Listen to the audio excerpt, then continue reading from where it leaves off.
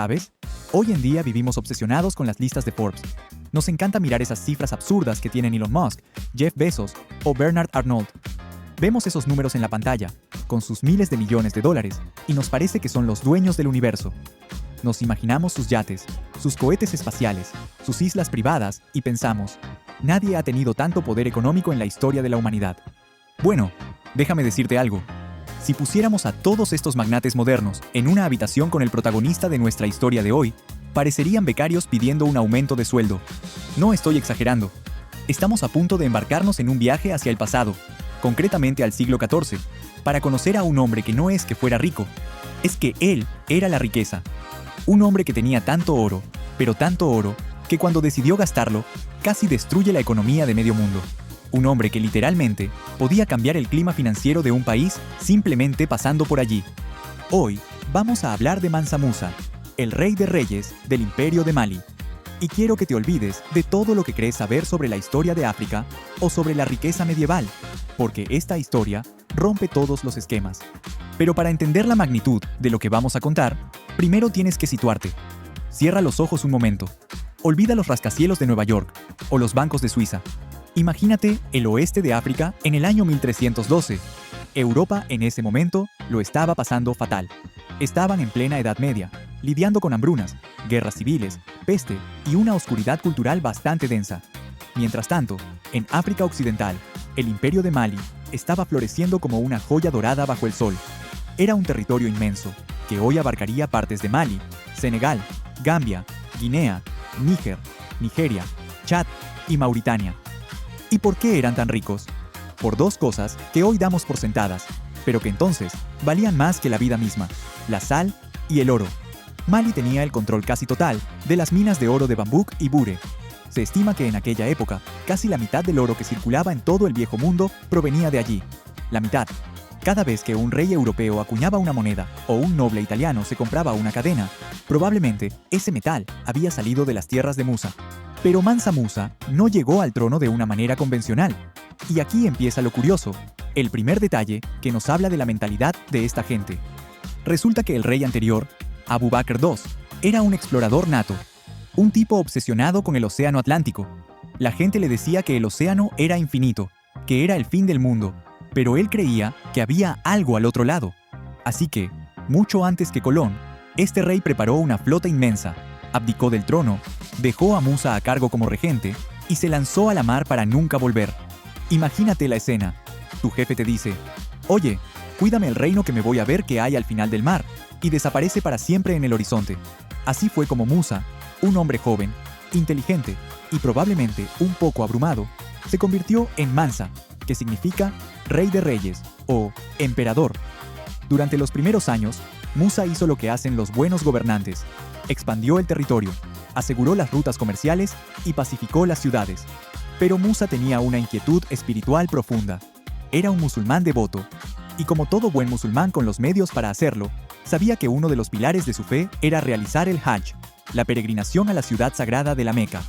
Ahora bien, tú o yo, si queremos ir de viaje, hacemos la maleta, compramos un billete de avión y nos vamos. Si eres rico, quizás vas en jet privado con tus asistentes. Pero si eres Mansa Musa, el hombre más rico que ha pisado la tierra, no vas de viaje. Tú mueves tu imperio contigo.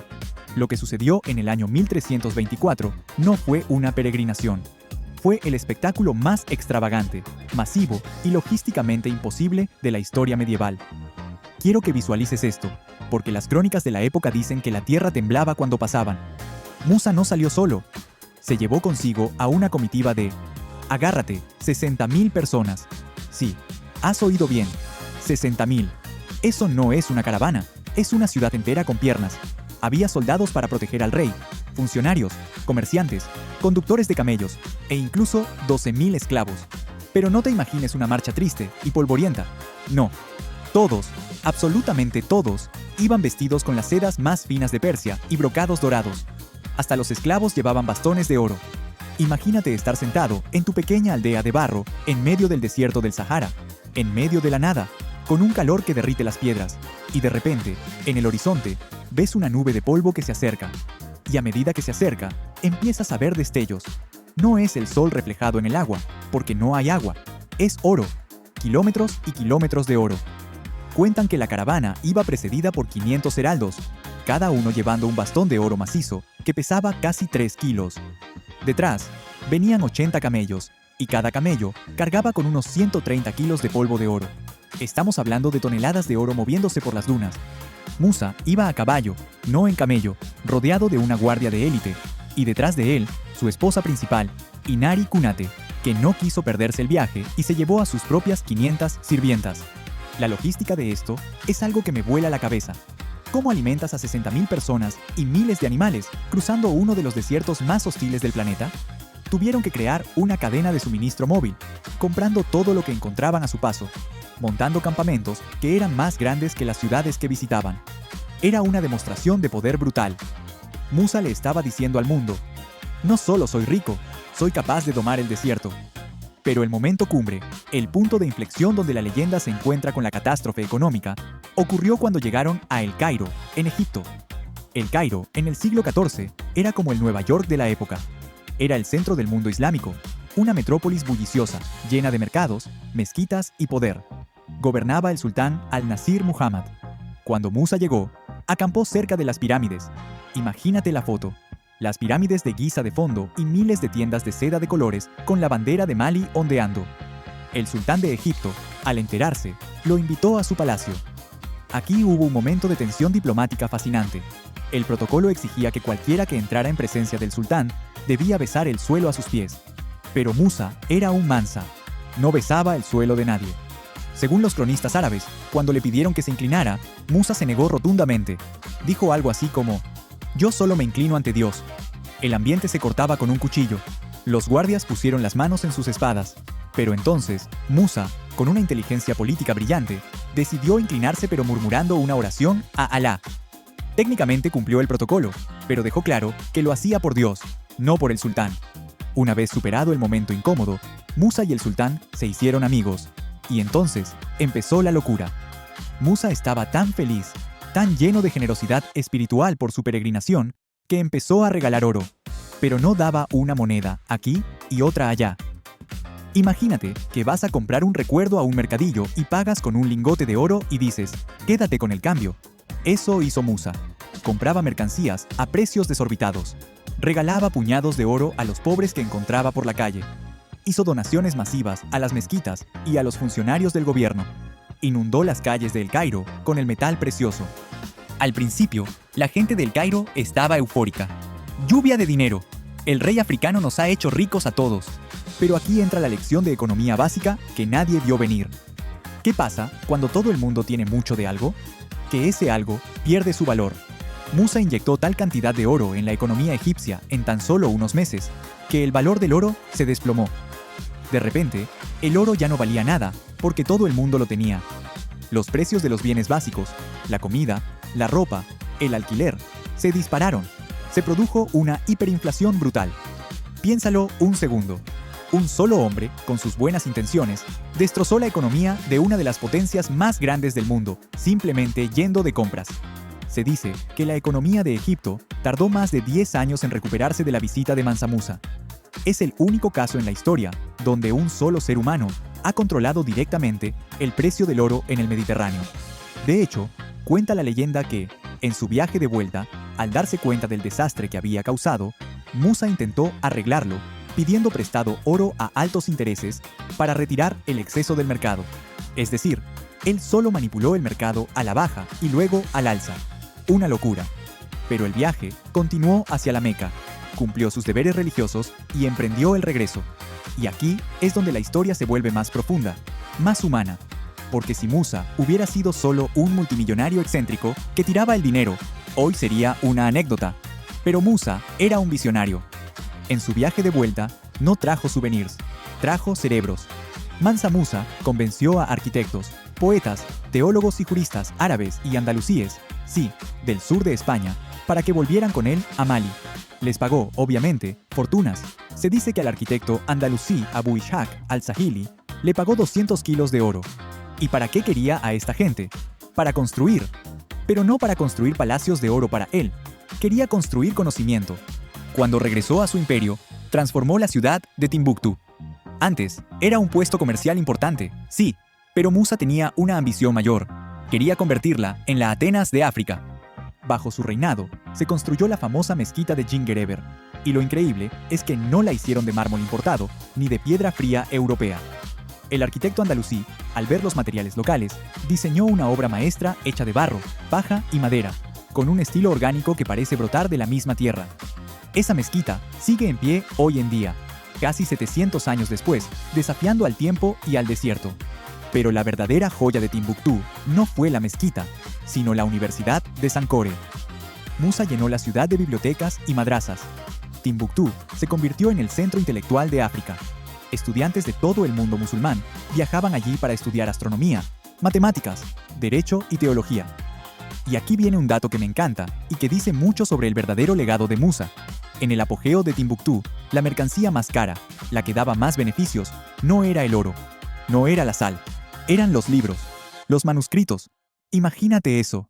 En un imperio que literalmente nadaba en oro, la gente valoraba más el conocimiento escrito. Los libros se copiaban a mano y se vendían por precios astronómicos.